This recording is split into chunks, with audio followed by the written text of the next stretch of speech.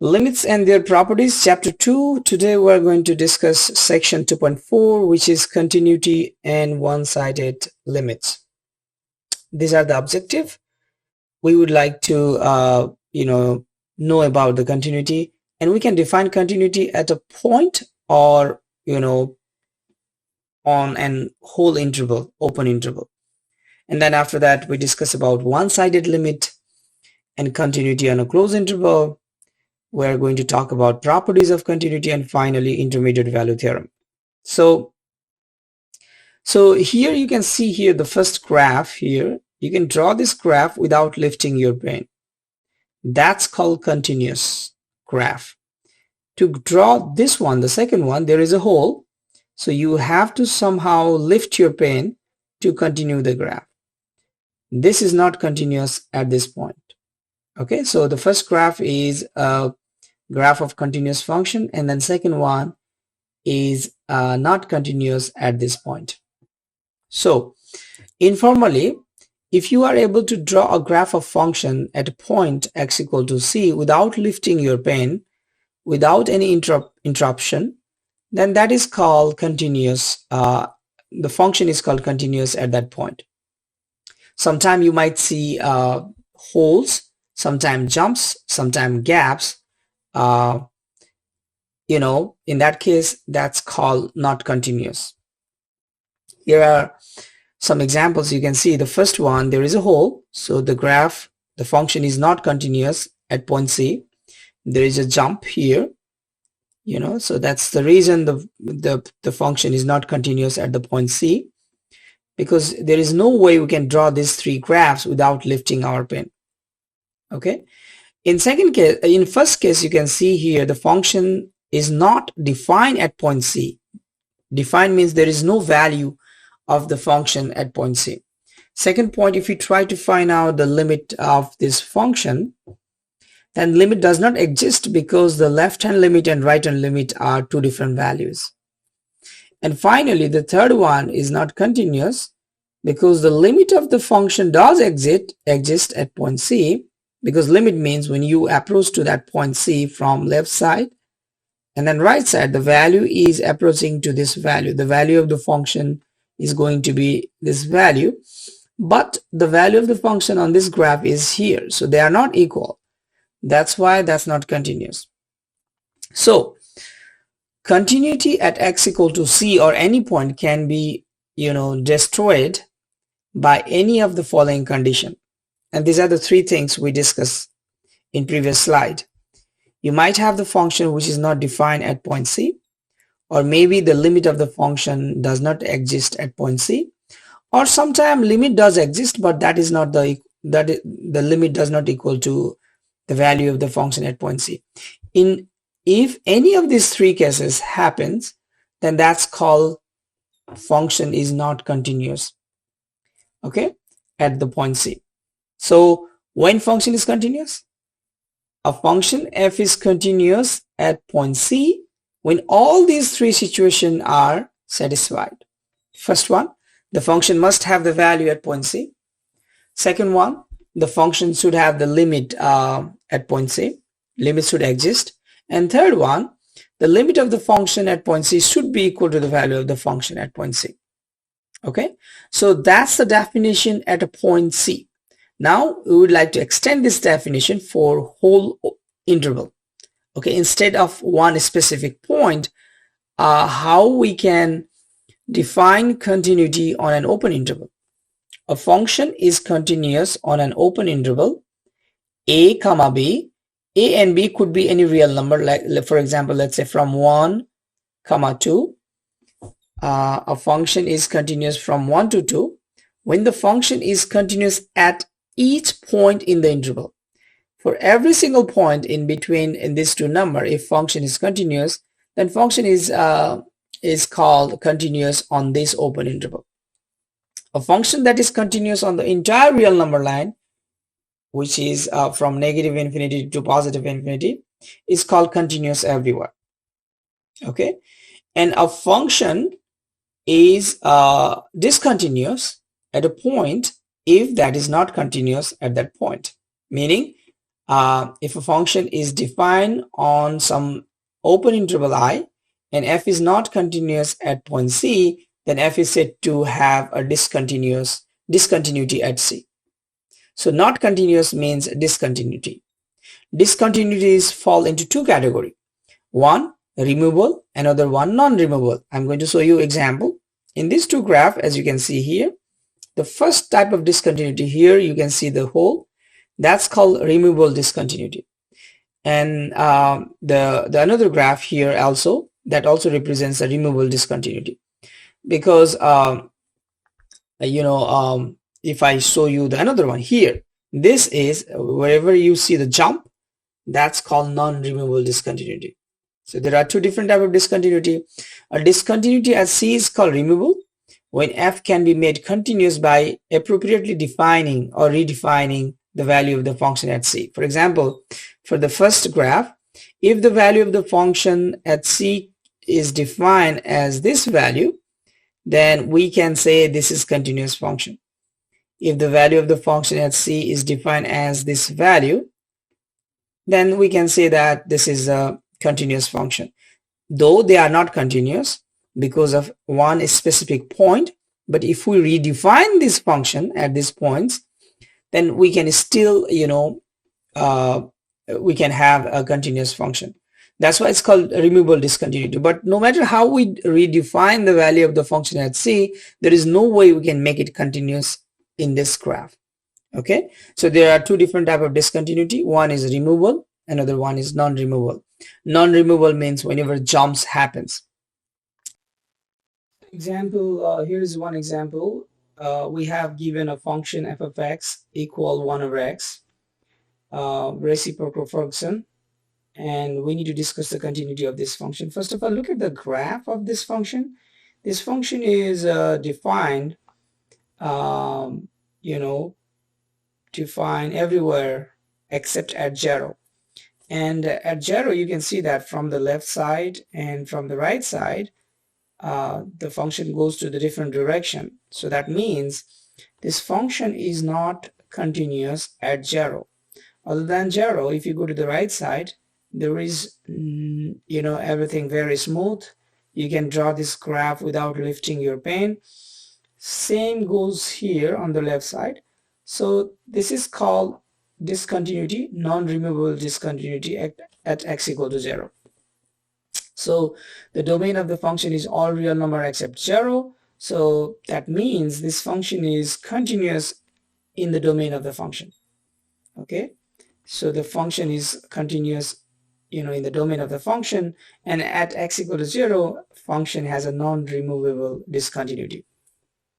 So the next topic in this section is one-sided limits and continuity on a closed interval. So here are two graphs, as you can see here. Let's take a function f of x, and there is a point C. When you approach towards C from the right side, this is the notation we use. X approach to C, plus means from the right side. The limit of the function when x approaches to C from the right side is this L. This is called right side limit. Similarly, on this graph, when x approaches to C from the left side, this is how we write limit of the function f of x when x approaches to C from left. This minus stands for, this direction. That is equal to L. So they are individually called one-sided limits. Okay? Limit from left side, limit from the right side. Let's say one example here. This is the function we have given. F of x equals square root of 4 minus x squared. This is the graph of the function. When x approaches to -2 from the right, the value of the function goes to 0.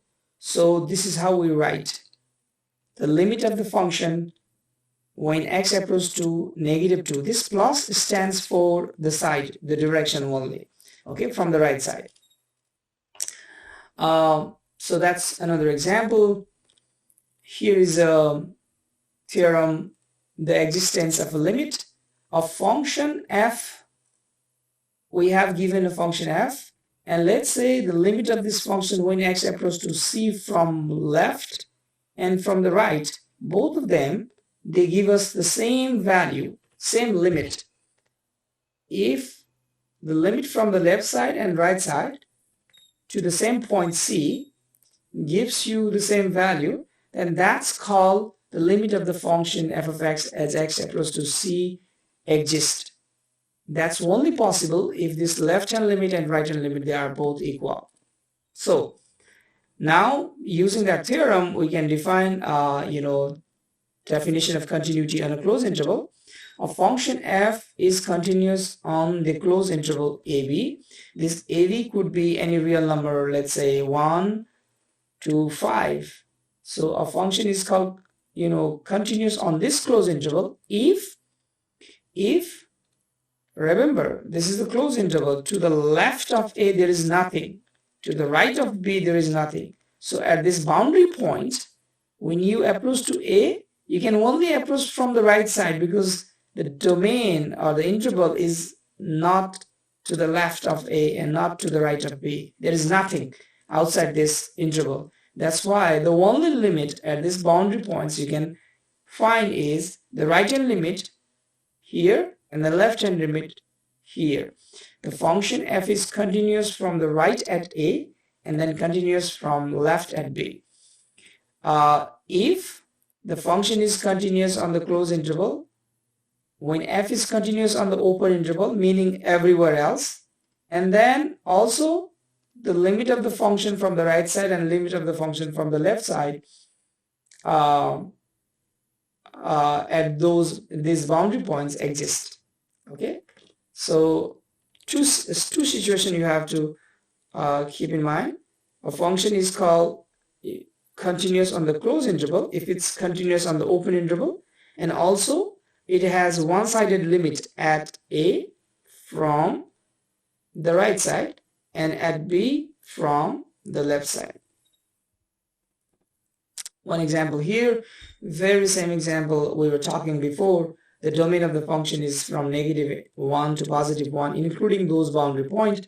The function is continuous on this open interval, and we can find out the the limit of the function when x approaches to -1 from the right side is value of the function at -1, which is actually 0. And similarly, the limit of the function when x approaches to 1 from the left side is the value of the function, which is 0. So this function is continuous everywhere on this closed interval because it has a limit at the boundary point and it's continuous, on the open interval. Some properties. Let B is a real number and f and g are continuous function at point C. Then the following properties are true. Following function are continuous. Even you multiply continuous function by some constant, that still would be continuous function. Sum of the two continuous function is continuous. Difference of the two continuous function is continuous. The product and then quotient, they are also continuous. But when you try to find the division or quotient, make sure that the value of this function on the denominator at that continuity point should not be equal to 0. And here is the rule for continuity of a composite function. Let's say you have two functions, z and f. G is continuous at C and f is continuous at g of C. Then their composition has to be continuous. One theorem, intermediate value theorem. This theorem says, let's say you have a continuous function f, and at one point the function has positive value, and at another point B, let's assume that that's a point B, the function has a negative value. So the meaning is one is positive, one is negative, and we have given that the function is continuous. Somehow you should be able to join these 2 points. That's the meaning of continuity. You should be able to draw a graph without lifting your pen. When you do that, there is a point you can find, at least one point you can find in between A to B, such that the value of the function at that point, let's say, C, should be equal to 0. Okay? If f is continuous on the closed interval, such that f of A is not equal to f of B, and k is any number between f of a and f of b, then there is at least one number c in a, b such that f of c equal k. So, here I'm giving you k equals 0, but k could be anything from here to here, any number. And that is what we need, the intermediate value theorem. It says if you have value of the function at point A and the value of the function at point B, and function f is continuous, then there should be value of the function for anything in between f of A and f of B. I gave you one example there. Okay, so that's, if your function is not continuous, then that intermediate value theorem is not true. Make sense? Zeros of a continuous function. The intermediate value theorem can be used to locate the zeros of a function that is continuous on a closed interval. If f is continuous on closed interval ab, and f of a and f of b differ in sign, that means one is positive and one is negative, the intermediate value theorem guarantees the existence of at least one zero of f in the closed interval ab. If you go back to this drawing I was using here, it might be sometime look like this. You might have the value of the function at a and b, positive and negative, but you might have more than one zeros. But at least, because of this intermediate value theorem, at least there should be one zero. One application problem: use the intermediate value theorem so that polynomial function has zeros in the interval 0, 1. So this function, this is a polynomial function. Any polynomial function is continuous, so we don't have to check anything.